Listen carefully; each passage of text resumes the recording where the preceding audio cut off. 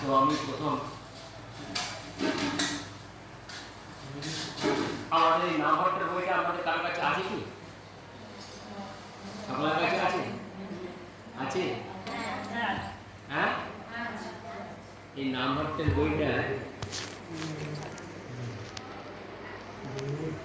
নাম ভট্ট মানে নামের হাট, ভট্ট মানে হাট। তো সাধারণত বাজারে যেসব হাট বসে সবজি বিক্রি হয়, বাজার আলাদা, বাজারটা রেগুলার হয় আর হাটটা হয় সপ্তাহে 2 দিন বা 1 দিন, তাই নাকি? তো আমাদের এটা নামের হাট মানে আমাদের হরিনামের হাট, সুতরাং এখানে 1 দিন সপ্তাহে অন্তত বসার কথা বলা আছে, হাট অন্তত 1 দিন হয়। তো আপনারা সেটা এখানে একাদশীর দিন করে খালি বসে, সেটাও খুব ভালো। যা সপ্তাহে 1 দিন না বসতে পারলেও একাদশীর দিন করে হলে মাসে 2টো হবে অন্তত বসে যাবে। তো যাই হোক, সেই নামভট্ট পরিচয়তে আমাদের ভিতরে দেখবেন একটা জায়গা আছে, সেখানে দশবিধির নাম অপরাধ আছে। দশবিধির নাম অপরাধ, দশবিধির ধাম অপরাধ, 20টা প্রশ্ন উত্তর, এইসবগুলো শাস্ত্রীয় শিক্ষা এগুলো না করলে যুক্ত হয়, এগুলো জানতে হয়। এই নাম অপরাধের প্রথম অপরাধটা হলো কি, যে সমস্ত ভক্ত ভগবানের এই দিব্য নাম প্রচার করার জন্য নিজেদেরকে সর্বোত্তম উৎসর্গ করেছে, মানে আগে যেরকম ছিল সেরকম নেই আর। মাথা মণ্ডল করেছে, শিখা রেখেছে, গলায় মালা পরেছে, তিলক করেছে, বা ভগবানকে নিবেদন করে প্রসাদ পায়, ভগবানের নাম করে, সাধু সঙ্গ করে, সেই আগের মতন পরিস্থিতি এখন আর নেই। আগে যেরকম ছিল সেরকম নেই। তো সেই ব্যক্তিকে যদি কেউ কোনো যদি কেউ নিন্দামূল্য করে, তাহলে সেটা কি অপরাধ হয়ে যায়, তাহলে সেই ভক্তি জীবনে সে উন্নত করতে পারবে না। এই জন্য যার কপালে তিলক দেখবে, গলায় মালা আছে, তাকে দণ্ডবত প্রণাম জানাবে দূর থেকে, তাকে ভালোবাসবে, তাহলে তোমার মঙ্গল হবে। কেন এই তিলকগুলো হচ্ছে কি আমাদের সমস্ত একটা করে মন্দির বলা, বিষ্ণু মন্দির, দ্বাদশ সঙ্গে 12টা ভগবানের নাম দিয়ে সেখানে স্থাপিত করা হয়েছে। আর এই মন্দিরের নিচের দিকে যে অংশটা, সেটা হচ্ছে কি আমরা তুলসী পাতা বলি, তুলসী পাতা দিয়ে মন্দিরের সেবা, ভগবানকে সেবা দেওয়া, এটা হয়েছে। তো যাই হোক, সেই ভক্তকে যেন কোনোদিন না নিন্দা হয়, নিন্দা করলে তাহলে ভক্তি জীবনের সমস্যা আসে। ঠিক তদ্রূপ ঠিক দ্বিতীয়টা হলো, যে সমস্ত ভক্ত না শিব ব্রহ্মাদি দেবতাদের নাম ভগবানের নামের সমান বা তার থেকে স্বতন্ত্র বলে মনে করা, এটা বড় অপরাধ হয়। মানে যে শিব ব্রহ্মাদি দেবতাদের নাম ভগবানের নামের সমান কখনো নয়। ভগবানের নাম সবসময় আমরা যত করবো তত নাম আমাদের করতে ইচ্ছা হবে, নাম ছাড়বে না। কিন্তু দেব দেবীদের নাম করো, একবারে বেশি 2বার নাম বললে তারপর আর নাম বলতে ইচ্ছা হবে কি?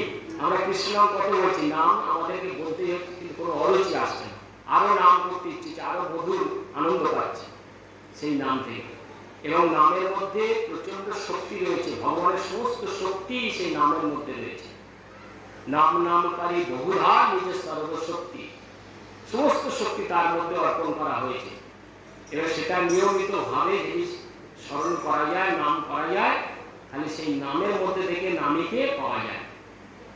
নাম নামীতে পড়বে ধরা লও যদি বদন ভরে, সেই জন্য নাম খুব একনিষ্ঠ ভাবে নাম করতে হবে।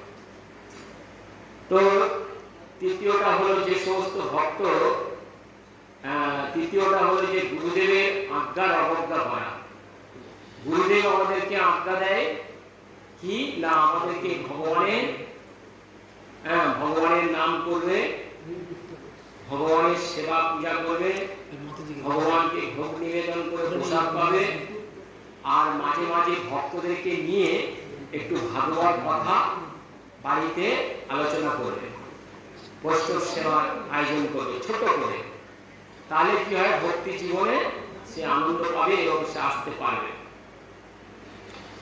তো সেই জন্য কয়েকটা জিনিস আমাদের করতে হবে, ভক্ত সঙ্গ করতে হবে, ভাগবত পাঠ শুনতে হবে, ভগবানের অর্চন করতে হবে, নাম করতে হবে এবং ভগবানের সেবা করতে হবে, আর মাঝে মাঝে বৈষ্ণব সেবা করতে হবে। এরকম করলে ভগবানের কৃপা পাওয়া যায়।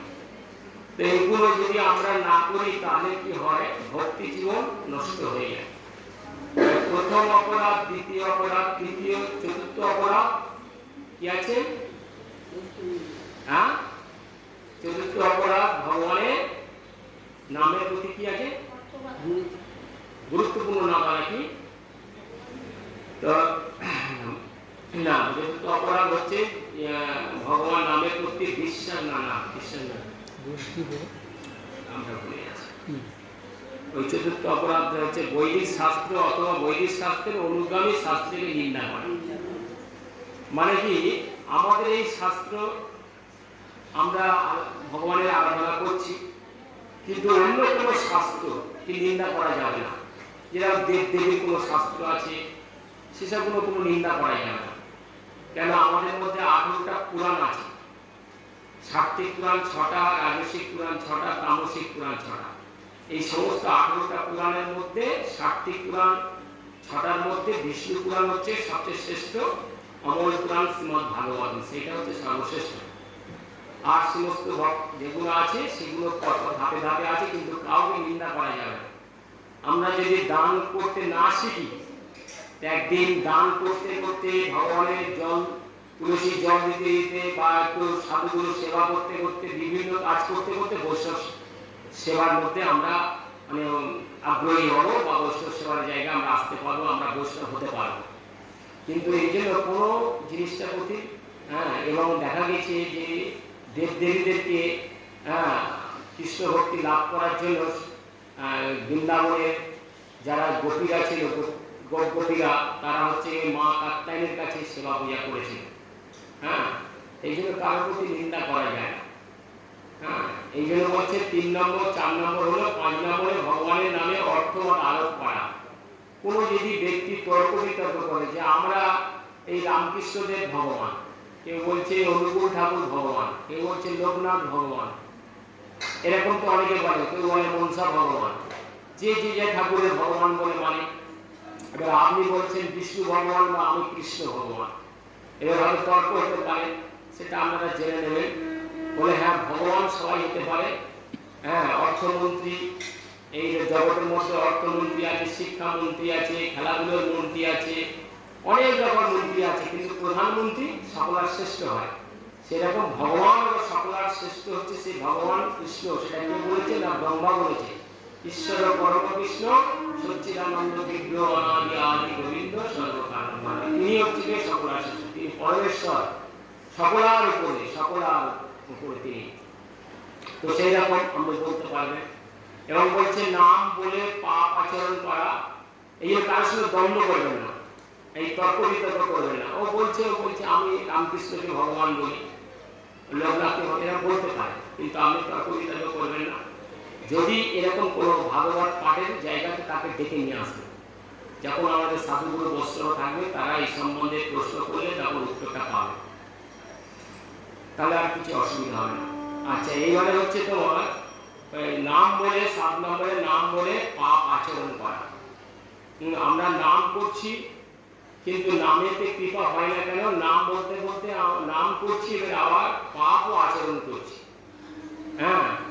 সে পাপ আচরণ কিরকম? আপনার ইন্দ্রিয় প্রীতিবাঞ্ছা তারে বলে কাম, কৃষ্ণ ইন্দ্রিয় প্রীতিবাঞ্ছা ধরে প্রেম নাম।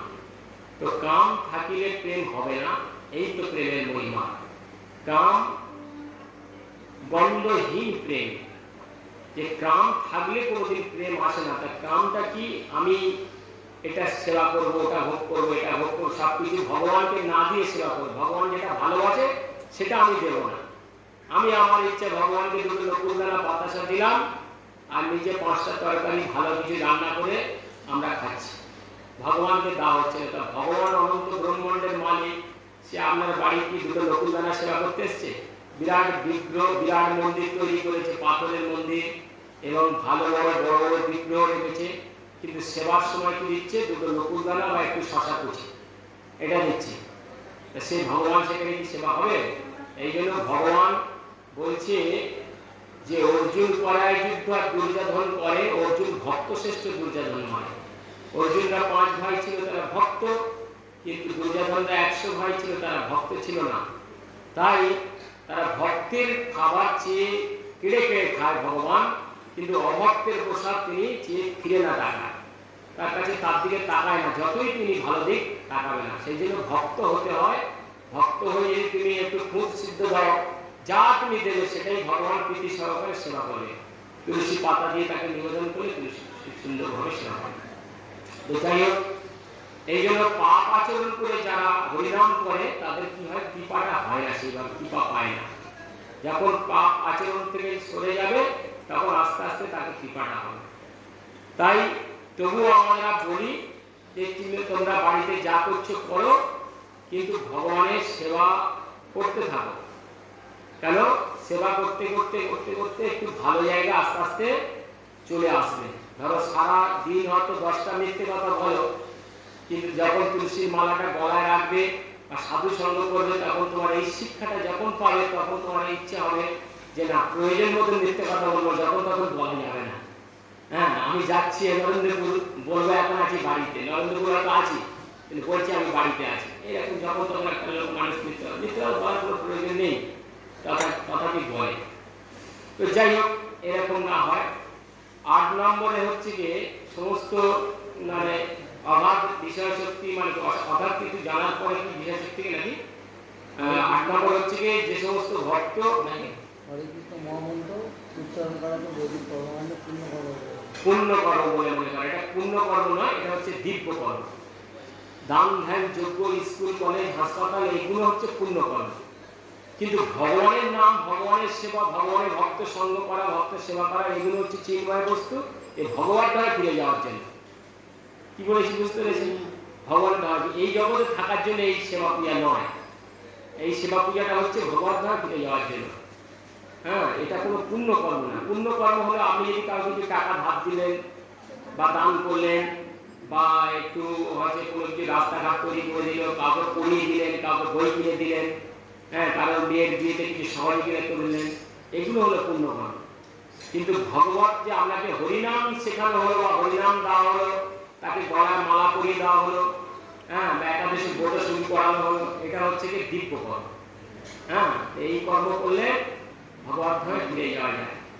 আর তারপরে 9 নম্বরে রাখি, শ্রদ্ধাহীন ব্যক্তিকে ভগবানের দিব্য নামের মহিমা সম্বন্ধে উপদেশ করা নিষেধ। শ্রদ্ধাহীন ব্যক্তি, যাদের মধ্যে শ্রদ্ধা নেই, একদম শ্রদ্ধা শুনতে চায় না, সে উল্টো পাল্টা কথা বলে, তাদেরকে ভগবানের কথা কিছু বলার দরকার নেই। হ্যাঁ, তাকে জায়গায় আনাতে গেলে ভগবান প্রসাদ দিতে হবে। ভগবানের প্রসাদ, ভগবানের প্রসাদে পেলে কৃপা হবে। হ্যাঁ, সে হয়তো আমরা গৃহস্থ লোক, মানে কি কোনো মাতাজি এই পথে আসতে চায়, স্বামী আসতে চায়, আসতে চায় কি আসতে চায়, আবার কোনো বাড়ির স্বামী আসতে চায়, মাতাজি আসতে চায়, তাহলে কি হবে, তাদেরকে নিয়ে পরিক্রমা করাতে হবে। হ্যাঁ, কোথায় ভাগবত পাঠ হচ্ছে নিয়ে যেতে হবে, বা সেখান থেকে প্রসাদ এনে তাকে সেবা দিতে হবে। প্রসাদের একটা গুণ আছে, প্রসাদ আর ভগবান অভিন্ন। এই প্রসাদ পেলে তার আস্তে আস্তে শক্তি তৈরি হয়ে যাবে। গঙ্গা চরমৃত্তিকা পাবে, প্রসাদ পাবে, কিছু ওই কাছ থেকে অর্থ ভালোবেসে কিছু অর্থ চেয়ে নিতে হবে, কিছু ফল এনে, হ্যাঁ, সেই বৈষ্ণবের সেখানে নিকটে নিবেদন করতে হবে।